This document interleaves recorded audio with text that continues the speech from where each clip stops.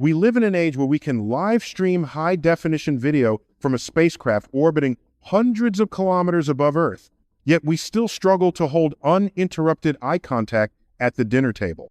We've split the atom, mapped the human genome, and peered across cosmic time to witness galaxies forming just after the Big Bang. And yet, for all this knowledge of the external universe, we remain unsettled by the internal one.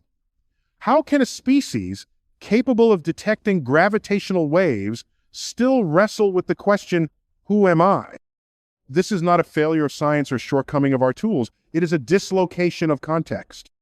We've developed machines that can learn, algorithms that can anticipate human behavior, and sensors that can detect a candle flame from orbit, but somehow billions lie awake, not in awe, but in quiet existential anxiety. Not because we lack data, but because data doesn't answer meaning.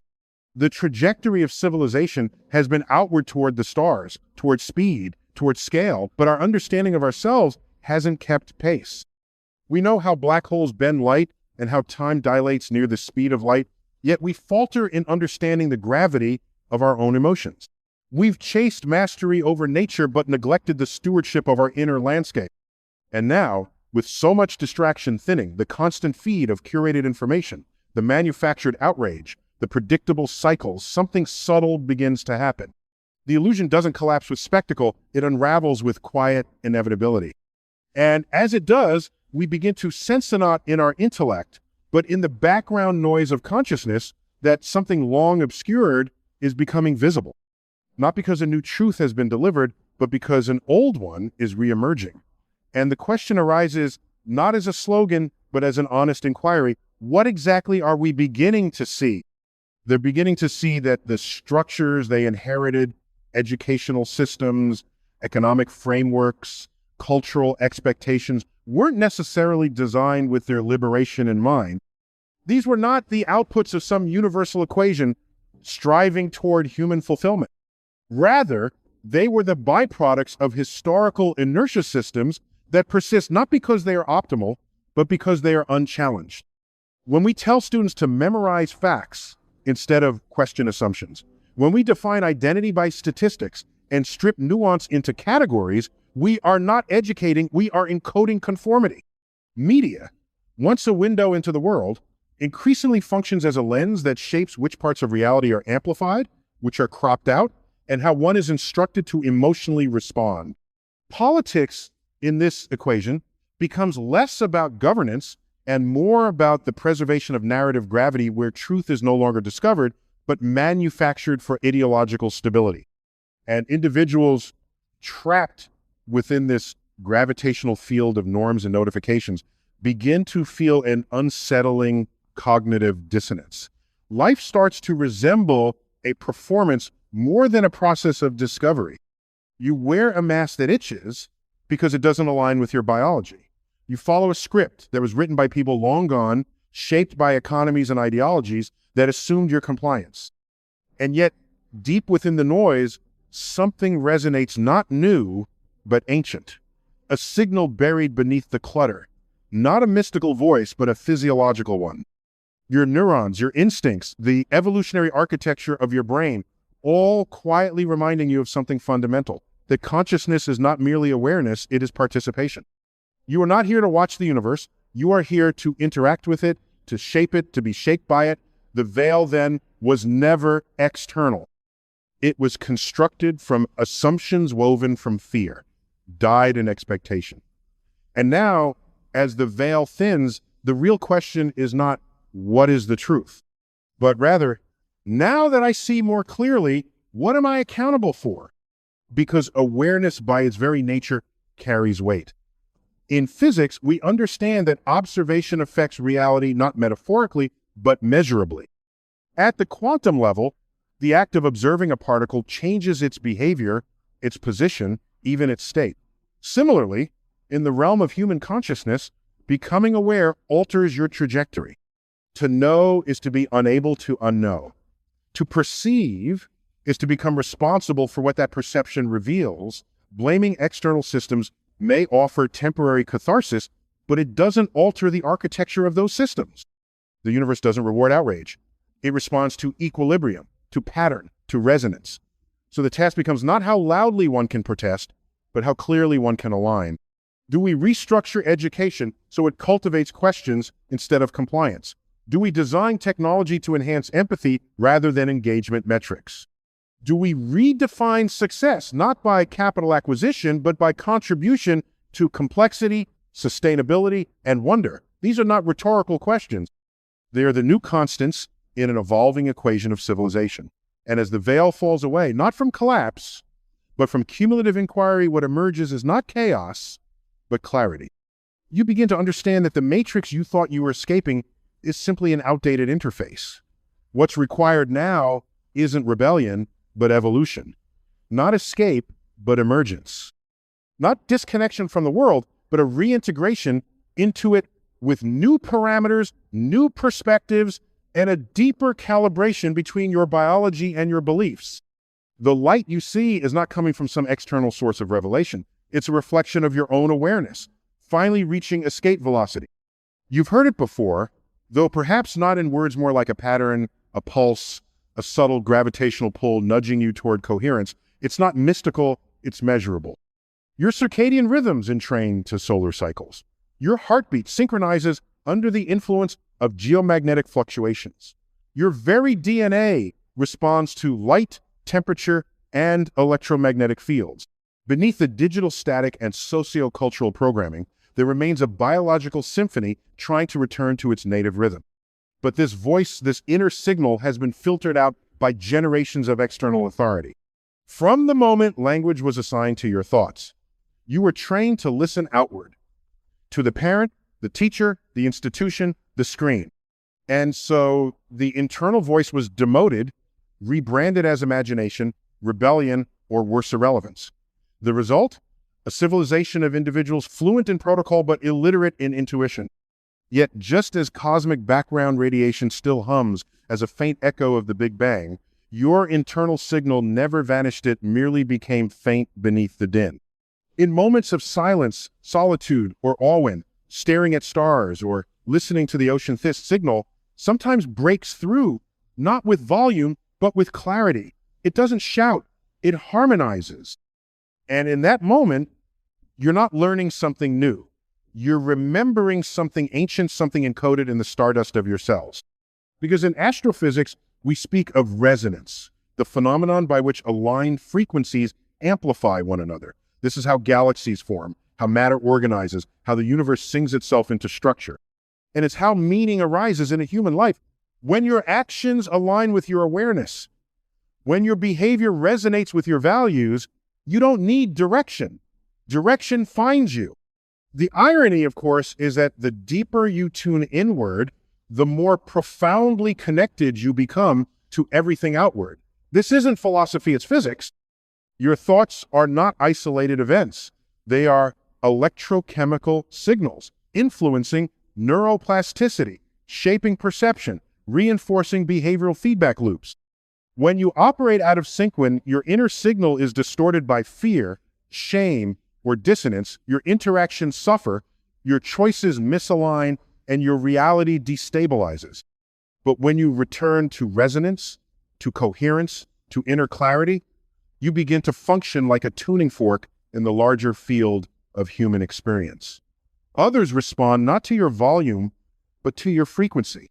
And so a new kind of responsibility emerges, not imposed by external authority, but implied by the very structure of consciousness itself. What signal are you transmitting? Because make no mistake, your frequency is always on. Whether you speak or remain silent, act or abstain, you're influencing the field around you. Fear carries a frequency. So does integrity. So does compassion. And the universe responsive, reactive, relational matches tone for tone like a physical law yet to be fully described. So if you want to alter the world, start not with protest or performance, but with the signal you broadcast through your state of being. Ask yourself, what am I resonating with today? Is it anger? Is it wonder? Is it truth? Or is it convenience disguised as certainty? Because like particles in a collider, the thoughts and emotions you energize don't just stay inside you. They generate collisions, reactions, trajectories. And over time, those trajectories form the orbit of your life. Reality, then, is not simply observed. It is sculpted down signal at a time. The voice within you, the one that's been drowned out by algorithms, by schedules, by cultural script and shit, doesn't need awakening. It needs attention. It doesn't speak in slogans or declarations, but in patterns of intuition, subtle shifts in perception, quiet recognitions that something about your current trajectory is out of alignment with the deeper architecture of who you are. And the moment you begin to listen on casually, but with scientific curiosity, you discover something profound, that the universe has never stopped communicating with you. The same principles that govern stellar formation, fluid dynamics, or electromagnetic resonance are mirrored within your own consciousness. When you begin to listen to yourself not as a collection of habits, but as a field of influence, the laws of reality don't change, but your position within them does. You stop reacting reflexively and start responding consciously. You begin to filter less and perceive more.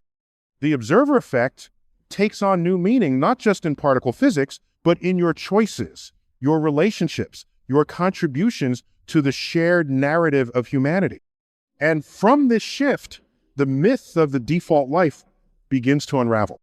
The idea that existence must follow a script: birth, school, job, mortgage, retirement becomes less like a fact and more like a relic of an outdated operating system, because the universe, as far as we can tell, doesn't do default. There is no standard galaxy, no template for stars, no blueprint for minds. It thrives on variation, on emergence, on probabilities resolving into form through interaction. So why should human lives be any different? To try and make 7 billion minds conform to a linear narrative is not civilization, it's compression. And eventually, compression breaks pattern recognition. It blocks signal. It reduces meaning. And that's when people stop evolving and start merely repeating. But repetition is not the same as stability. In physics, systems that loop without change tend toward entropy. They degrade, unravel, collapse. The same holds true for societies and for individuals. When we confuse predictability with safety, or uniformity with progress, we stall the very evolutionary mechanisms that nature depends on: adaptation, complexity, responsiveness. The so-called default life may feel comfortable because it's familiar, but familiarity is not a measure of truth. It's a byproduct of exposure. And when exposure is shaped by forces more interested in control than curiosity, what you end up with is a civilization optimized not for awareness, but for compliance. Predictability, after all, makes you easier to manage, easier to market to, easier to analyze. But a universe that thrives on entropy and emergence will not support a species that seeks only to conform. Eventually, the system breaks first, subtly, then visibly. The disconnect between the self you perform and the self you sense becomes intolerable. And that discomfort, that's not dysfunction. That's physics. That's signal interference. That's the biological tension between authenticity and adaptation reaching critical mass. When the energy you expend maintaining the illusion of a default self exceeds the energy required to discover who you really are, a transition becomes inevitable. You don't break down, you break open. You begin to question, not as rebellion, but as resonance-seeking calibration. And though the process feels disorienting, confusing, lonely it is not error. It is emergence. Like a star collapsing inward before igniting into supernova, your internal structure reorganizes. And that ignition, that violent rearrangement of inner mass, is not just personal, it's cosmological. It's the universe remembering itself through you. Creation has always been assumed to be something external engineers, draft blueprints, artists, sculpt forms, ecosystems unfold according to evolutionary logic. But rarely do we acknowledge that our very lives, the shape of our thoughts, the rhythm of our attention, the quality of our perception are acts of creation no less intricate than any nebula or biosphere. You are not a passive recipient of reality. You are a participant in its formulation. Your consciousness is not an accident of biology, but a property of the universe, arising from the same field equations that give birth to gravity, electromagnetism, and quantum spin. And just like those forces, it has measurable effects. In physics, we say energy is neither created nor destroyed, only transformed. A thought, while ephemeral, is energy in motion. It fires synapses, stimulates hormones, shifts behavior, and if repeated with intention, lays down neuroplastic pathways that become the infrastructure of your lived experience. This is not mysticism. This is measurable. The more a thought is rehearsed, the more it recruits supporting data, the more it becomes your lens on the world. You do not see things as they are. You see them as you have trained your brain to interpret them. And once you realize this, the question changes. It is no longer what is real, but what reality have I practiced into existence? Your brain is a filter, not a mirror. And like a particle accelerator, your consciousness gathers momentum in the direction you tune it. Every emotion you allow to dominate becomes a field that attracts more of itself. Fear begets vigilance, joy begets generosity, cynicism begets isolation. You are not manifesting outcomes through intention alone. You are engineering probability fields by where you invest attention and belief. And probability over time becomes pattern. Most people don't realize they're doing this because the process is invisible, gradual, and self-reinforcing. They wake up each day and immediately tune in to the external chaos notifications, headlines, emails, allowing the noise of the world to dictate the signal of their mind. This is the cognitive equivalent of entropy. Energy without organization, reaction without intention, and then they wonder why life feels fragmented, unpredictable, devoid of direction. But the truth is, without conscious calibration, your brain defaults to survival heuristics, negativity, bias, social conformity, attention hijacked by novelty rather than relevance. In such a state, your thoughts don't shape reality. They echo the randomness of your inputs. Energy without intention is just noise, and noise over time becomes confusion. To live differently is not to reject science, technology, or structure, but to bring them into conscious alignment, to treat each morning as a recalibration, to begin not by reacting, but by tuning. Ask, what do I want to resonate with today? What kind of force am I becoming? What ripple am I contributing to the field around me? Because clarity in this universe is a force multiplier. When you are clear about your values, your direction, your frequency, you don't just move efficiently, you alter the informational landscape around you. You become gravitational. You attract coherence. You repel distortion, and over time, enough individuals doing this, aligning with intention rather than reaction, will produce not a wave of noise, but a symphony. That's how culture shifts. That's how systems evolve. That's how new worlds are born, not from mass rebellion, but from mass realignment. You don't need to overhaul civilization in a single act. That's not how transformation works, not in nature, not in cosmology, not in consciousness. What you need is to recognize that even the smallest signal you emit on idea, a gesture, a choice, a ripple through time, acquires momentum. The atoms in your body were forged in the furnace of ancient stars, distributed through space by supernovae, caught in the gravitational scaffolding of a young solar system, and ultimately assembled into the nervous system through which you now perceive this very moment.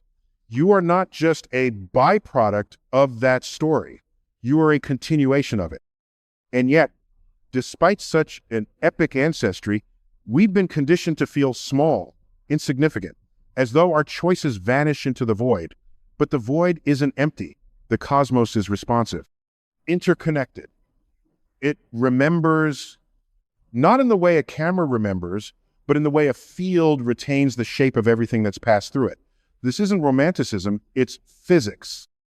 Your presence, your very attention alters probability. And when enough people learn to shape that attention, not through reaction, but through disciplined curiosity and deliberate resonance, the system as a whole responds. The myth of powerlessness evaporates because reality was never imposed upon you. It was always participating with you. So the question now is not whether change is possible. The question is, are you tuned to broadcast what that change requires? In the early 20th century, physicists stumbled upon a phenomenon so strange that even Einstein called it spooky action at a distance. Quantum entanglement revealed that two particles, once connected, could influence each other instantly across any span of space without any observable signal traveling between them. For a long time, this idea remained on the edge of credibility and inconvenient anomaly in an otherwise elegant theory. But the data held, and now we know the universe at its most fundamental level is not a collection of isolated objects, but a web of relationships. Interconnection is not metaphor, it is structure. And so it is with us. We've been taught to view ourselves as self-contained minds in skin-bound bodies, pursuing private goals in a world of strangers.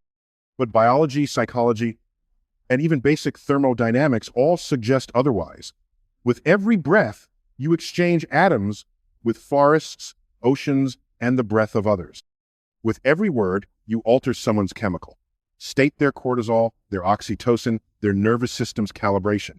The choices you make do not end with you. They are inputs in a global field of feedback and resonance. And so to live as though your actions don't matter, as though your silence is neutral, is to misunderstand your very nature. There is no neutral frequency. Even in stillness, you vibrate. Even in hesitation, you broadcast. Your frequency either stabilizes or destabilizes the field you inhabit.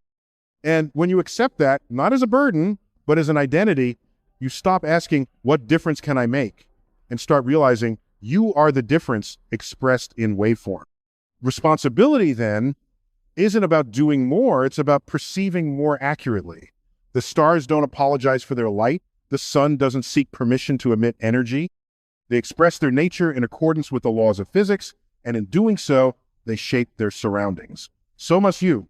To exist is to influence. To become conscious of that influence is to step into a different kind of authorship, not over others, but over the signature you leave on the field of reality. That signature is written in behavior, in belief, in presence. The way you speak to a stranger, the way you respond to discomfort, the way you choose in moments of ambiguity to align with coherence or collapse into chaos. Every action is a microcosmic expression of macrocosmic principles. Gravity doesn't choose to be constant. It simply is. Entropy doesn't waver in its trajectory toward disorder. It unfolds predictably unless something intervenes. Likewise, the culture around you will decay into noise unless individuals begin to radiate order, not rigid control, but structured intention. And intention, once amplified by awareness, becomes influence. The kind of influence that doesn't demand attention, but generates gravity. People sense it, they recalibrate around it, not because you preached, but because you resonated. And resonance, once established, spreads. This is not about being perfect. It's about being precise, aligned, honest in waveform. Because someone, somewhere, right now, is adjusting to the tone you're emanating, whether you know it or not. People often speak of a new Earth as if it were a destination, a geographical relocation, or utopian afterthought just over the metaphysical horizon. But that's a misunderstanding of both science and experience. The world out there is not separate from the structures inside your brain. Every photon that hits your retina is processed, filtered, interpreted through the lens of your expectations, beliefs, and prior neural configurations. You do not perceive reality directly. You construct it. And that construction is not fixed. Neuroplasticity shows us that your brain is not a static organ, it's an adaptive system, constantly rewiring in response to stimuli, habits, and attention. So when people awaken, what they're really doing is modifying their internal model of reality. Their perception shifts. Patterns once invisible become obvious. Priorities reconfigure. They stop running the inherited code and begin, slowly, to write new functions. The new Earth is not post-apocalyptic, it's post-assumption. It emerges not when the world burns, but when enough individuals stop projecting outdated mental software onto a living universe.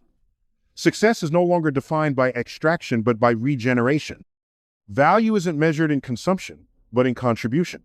Intelligence isn't memorization, it's curiosity in motion. Spirituality, in this new model, is not doctrine, it's the practice of sustained awareness. And this earth doesn't need to be built. It needs to be embodied by people who live in resonance, not just speak of it, who treat each moment as a node of influence, who recognize that freedom is not granted by systems, but revealed by consciousness. The world doesn't change when laws are rewritten. It changes when perception is upgraded. And once that upgrade begins, something fundamental shifts, not just in how you see the world, but in how the world responds to you. You stop waiting for signs, for permission, for institutional reform or cosmic intervention. You realize the revolution you've been anticipating isn't a headline event or a singular moment of disclosure. It's not something done to you. It's something that unfolds through you. The veil, as it turns out, was not a physical barrier. It was perceptual inertia, dense fog made of unquestioned beliefs, of socially inherited defaults, of neural patterns reinforced by repetition rather than truth. And when that fog lifts, not in spectacle, but in gradual, self-evident illumination, you begin to behave differently. You question norms not to rebel, but to realign. You listen more, speak more intentionally, act from clarity rather than impulse. You stop trying to be impressive and start becoming impactful. You don't merely criticize the system. You prototype alternatives in how you work, relate, parent, create. You become not a consumer of culture, but a generator of coherence. You shift from when will it change to what am I changing by how I live today? This is not idealism, it's thermodynamics. Systems reorganize when enough energy is input to disturb the existing equilibrium. You are that energy. You are the local disruption that can become a global resonance, not by force, but by frequency, by refusing to revert to the baseline just because it's familiar, by becoming a reference point of clarity in a noisy informational field. And in doing so, you remind others without words, without slogans, that something else is possible, that the future is not some distant domain. It's coded in the next decision, the next breath, the next act of alignment. So here we are, not at the end of an era, but at the edge of a lens zone that, once expanded, cannot be contracted. You've seen through the veil, not because someone handed you a revelation, but because something within you refused to stop asking the deeper questions. You felt the dissonance between the narrative and the noise, between what you were told to value and what your own inner metrics began to sense was hollow. And now, the world may look the same, the buildings, the systems, the headlines, but you don't. Your internal geometry has shifted. Your perceptual algorithms have been rewritten. You no longer confuse silence with truth, comfort with meaning, or repetition with wisdom. You understand, perhaps for the first time with visceral clarity, that you are not in the universe. You are of it, made from the same elements as stars, governed by the same laws, and participating in the same cosmic unfolding. Your thoughts have inertia. Your choices create wakes. Your presence, calibrated or chaotic, bends the informational field around you. And so the question that now matters most is not what you believe or even what you know. It is, what kind of force are you choosing to be? You need not be perfect. You need not be certain, but you must remain awake to your influence, to your pattern, to your responsibility as a node of consciousness in a web of evolution. Treat your life as an ongoing experiment in presence, in refinement, in contribution. When the old world calls you back into habits of fear, templates of division, rituals of numbness, remember, your loyalty belongs not to inertia, but to potential. Be the anomaly in the pattern, the exception that breaks the rule, the local increase in complexity that triggers a global shift. You don't owe the past your allegiance. You owe the future your example. And if enough of us live that way, not as heroes, but as harmonics, a different world will not need to be declared. It will become self-evident.